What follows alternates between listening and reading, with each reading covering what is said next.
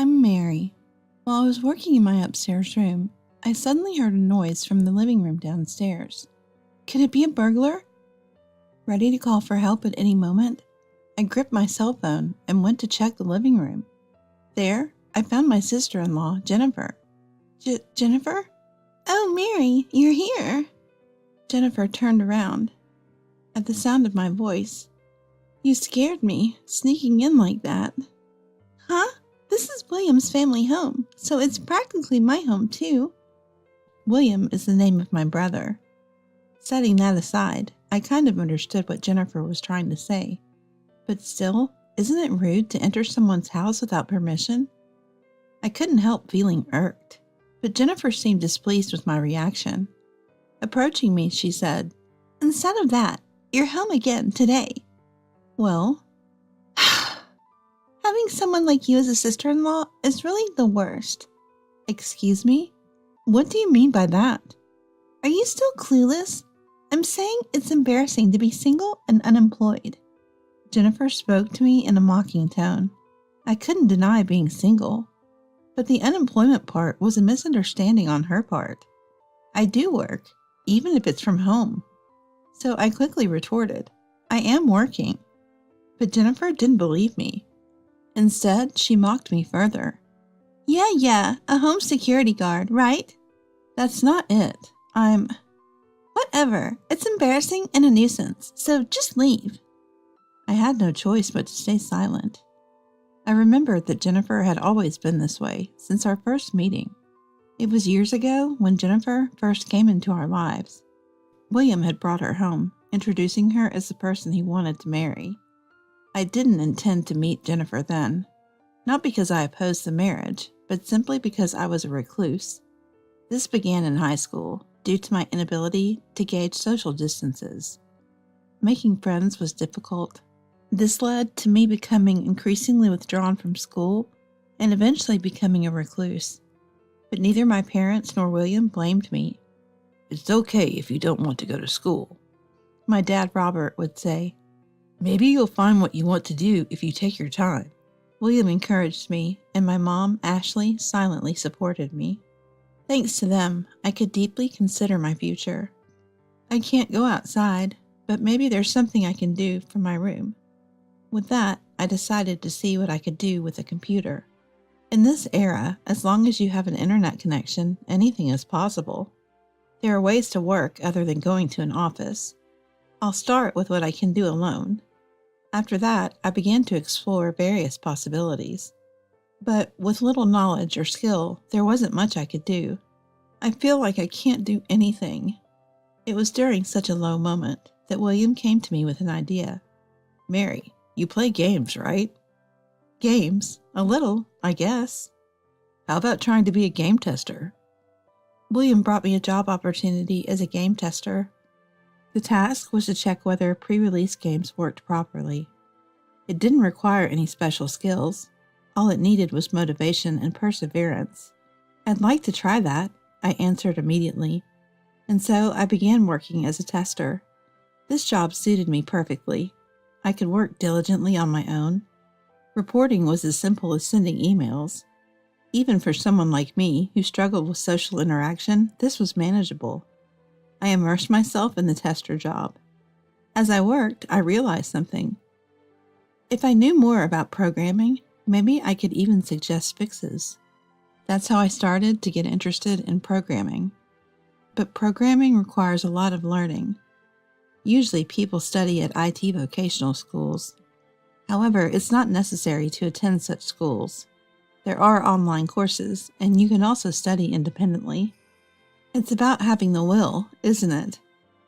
I used the internet to its fullest to start learning programming. I explored various sites, accumulating the necessary knowledge. Whenever I didn't understand something, I'd ask someone online.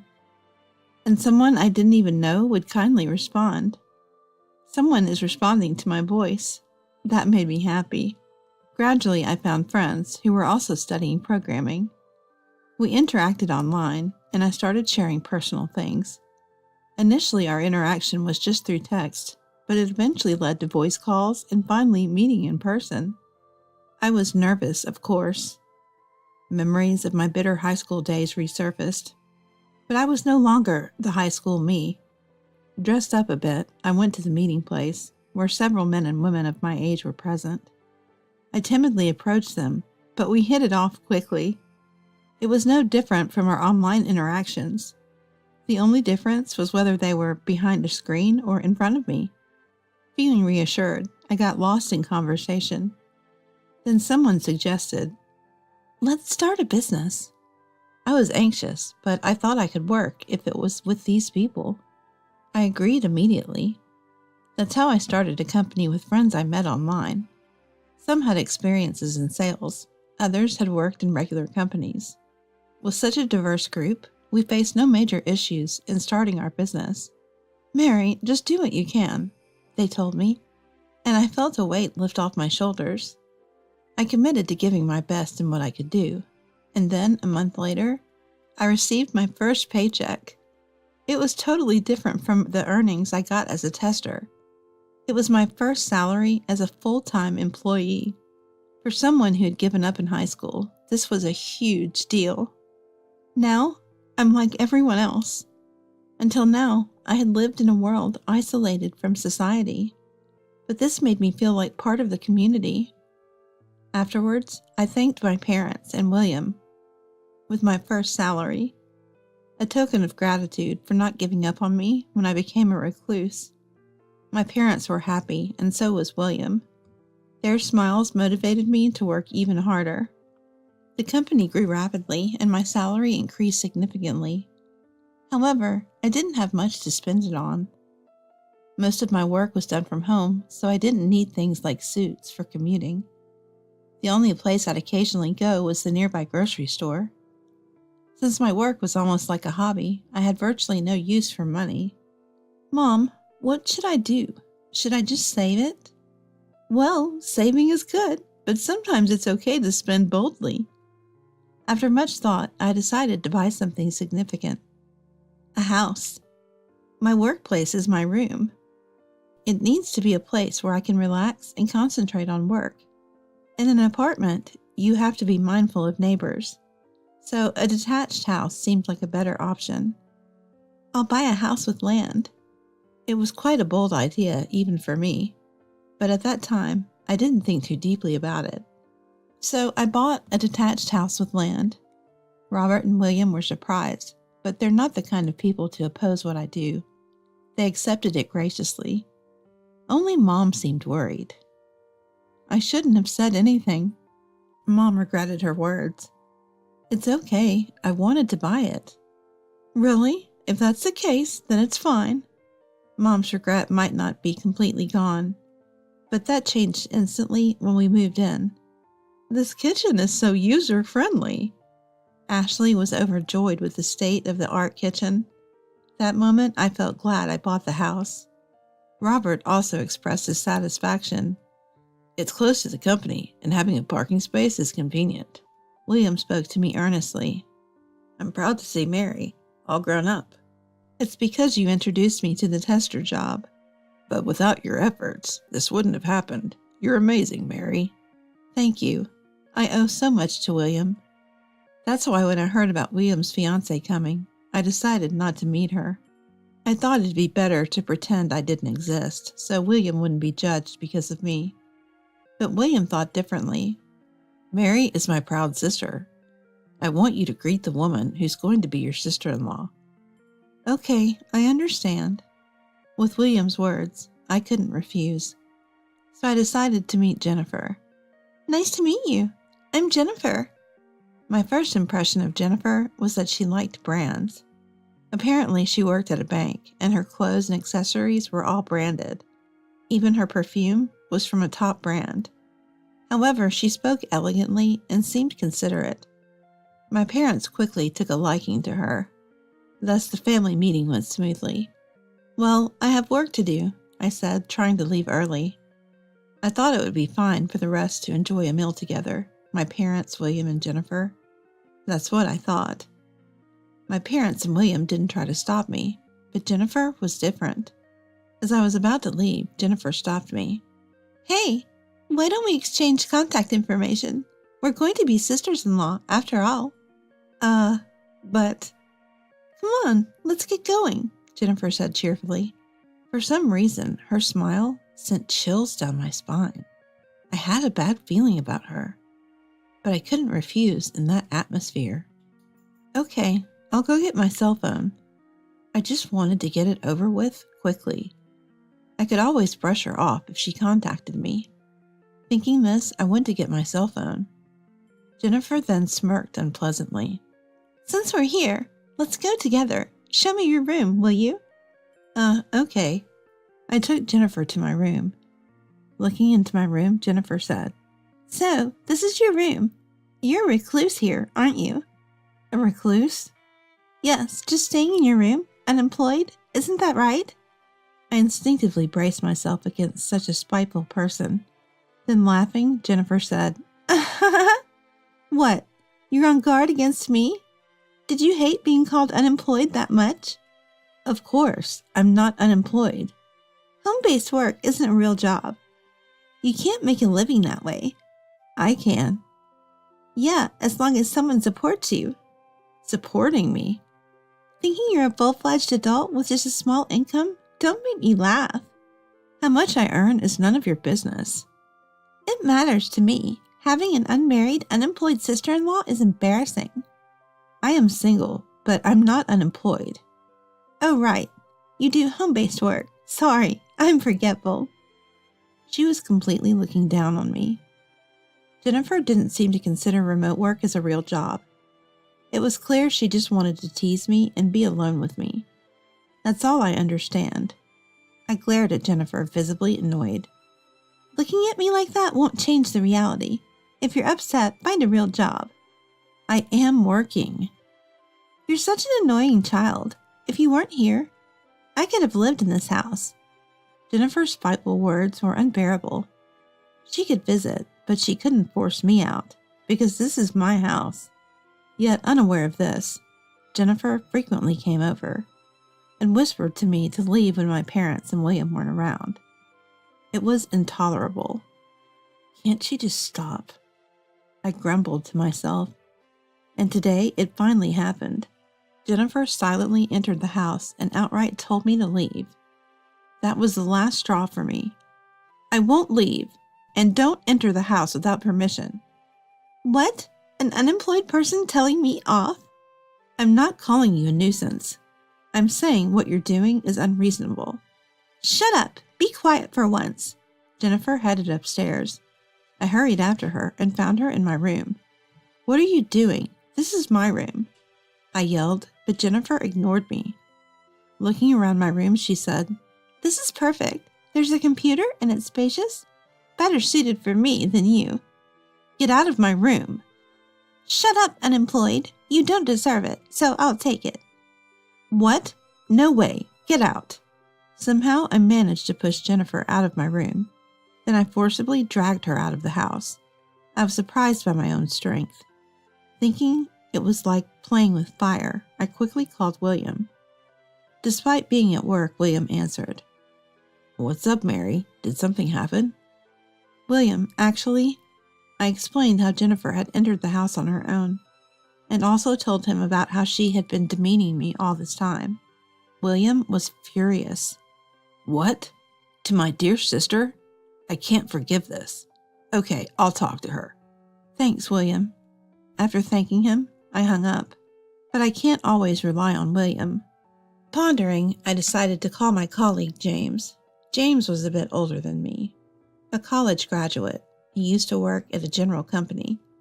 He joined our startup wanting to do IT work. With his extensive experience, I made it a point to consult James when in trouble. James, it's not about work. I have a personal issue. What's wrong? Well, I discussed Jennifer's actions with James. Angry, as if it were his own issue, James said, That's wrong with Jennifer. You're not at fault, Mary. Right, yeah. So, have you figured out any countermeasures? That's just it. I haven't at all. Then I'll tell you a good strategy. It's this. James shared a certain plan with me. Indeed, an interesting strategy. If successful, it would surely teach Jennifer a lesson. But there was one problem. Won't this trouble you, James? Don't worry about me. Just go ahead and try it. Thank you. I decided to execute James's plan. Immediately, I contacted a certain place. Months passed while I implemented the countermeasures. Jennifer's attacks on me ceased, probably due to William's scolding. I hope it stays this way. I was slightly relieved. However, the world isn't always so kind. A few days later, Jennifer called me. Can I come over tomorrow? It's okay if I call before coming, right? Her tone was deliberately unpleasant. Still, if Jennifer came, there was a high chance of executing James's plan. Reluctantly, I pretended to agree. The next day, Jennifer arrived at the house and immediately asked, Are your parents here? They're not. They're on a trip. Oh, that's perfect. While saying so, Jennifer brought a large bag into the house.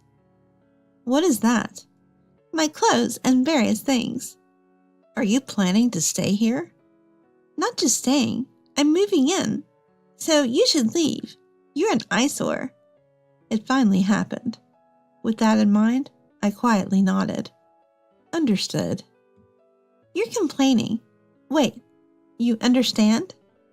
Yes, I'll leave. You suddenly became obedient? I've thought about it. You are William's wife. I owe a lot to William. I said this with a solemn demeanor. Jennifer then started to smile unpleasantly. Finally, you understand. Now get out. Useless, unemployed. Okay. I immediately went upstairs. Actually, per James's instructions, my belongings were already packed, and I had a place to move to. In other words, everything was going according to James's plan. I called the moving company and went to the living room, where Jennifer was relaxing on the sofa. You're fast. Well, a reclusive unemployed wouldn't have much to move, I guess. Although I wanted to retort, I didn't. I'm leaving now. The movers will come later for my things. Yeah. And please, don't regret this. Regret? As if. I feel refreshed without a recluse around. Leaving Jennifer's mocking laughter behind, I left the house. Then I contacted my parents. Dad, are you enjoying the trip? Yeah, I'm really happy with this present. I'm glad, actually. I told them about Jennifer's visit to the house.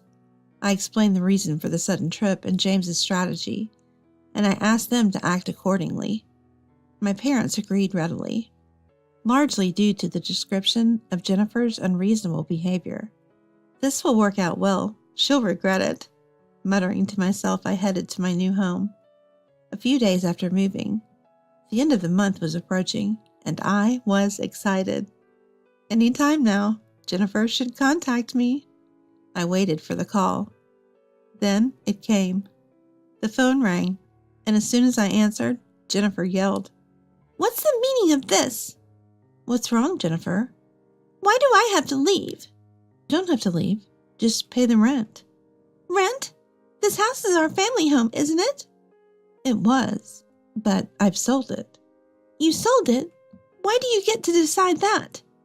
Because it was my house. Your house? Yes, that house was. I explained about starting an IT company with my colleagues and working there. William must have told her too. But since Jennifer looked down on me, I assumed she hadn't listened. So I explained it all from the beginning. Shocked, Jennifer asked, So you really sold this house? Yes. Are you familiar with leaseback? What's that? Leaseback is a system where you sell your home to a company and then rent it to continue living there. It has benefits like paying off loans with the sale proceeds. I used that leaseback. I sold the house and land I bought, then stopped paying rent after the contract ended when Jennifer arrived. That meant Jennifer couldn't continue living there unless she signed a new contract herself. But Jennifer, who relied on William, wouldn't be able to pay the rent herself, and I doubted she would want to live there with William after driving me out. In short, Jennifer would have nowhere to live. Remember this after playing your games. I couldn't help but laugh at her empty threat. It was entirely her fault. If she hadn't looked down on me, she could have had a happy married life. Such a pointless person. She'll probably end up divorced from William, and I won't have to see her again. That's what I thought. But it was that evening when James called me. Mary, something terrible has happened. Can you contact your brother right away? He should be finishing work soon, so I can. Then tell him, and also. James spoke rapidly about various things. Essentially, he wanted me and William to come to his house. Curious, I contacted William and then headed to James's place first. When I arrived, there was a commotion outside James's apartment. Many police officers were there, and neighbors had gathered to see what was happening. James? What happened? I approached James, who was in the middle of the commotion. Actually, some weird woman tried to take my laptop. Here's what James told me. While he was taking a shower during a break at work, he heard a strange noise and peeked into his room. There, a woman was rummaging through his belongings, apparently trying to take his laptop. Of course, James immediately confronted her. As soon as he shouted, the woman got startled and ran away.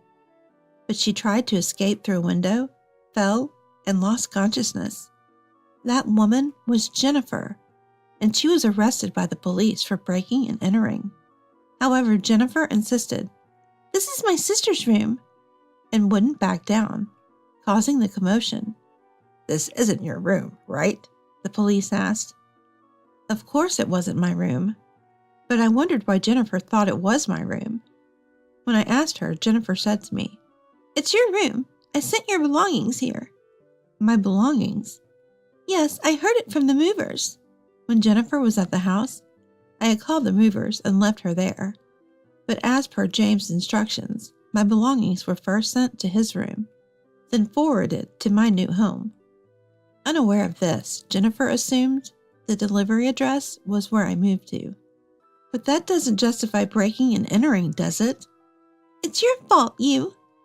Jennifer's excuse was this. When I left the house, I had all furniture and appliances taken by the movers. However, Jennifer apparently thought something would be left behind. Her plan was to sell the leftovers and use the money for living expenses. But that plan failed. She thought she could still manage if the house was there. But then she learned she couldn't live there anymore. In retaliation, she planned to sell my laptop for cash. She intended to enter my house, but ended up in James's room instead. That was the real story. It's your fault. Remember this. The police took her away. Jennifer continued to shout such things. In the end, Jennifer and William got divorced. William demanded compensation from Jennifer. However, there was no way Jennifer could pay it, because she had debts. She wanted to take over our house to sell its contents for money to pay off her debts. Anyway, Jennifer is in prison now, unable to do anything. And her parents ended up paying the compensation on her behalf. Because of Jennifer's incident, I've come to rely on James more than ever. I might not have been able to do anything without him. That's when I realized something. I am in love with James. Now that I've realized this, I've started to make strong advances towards James.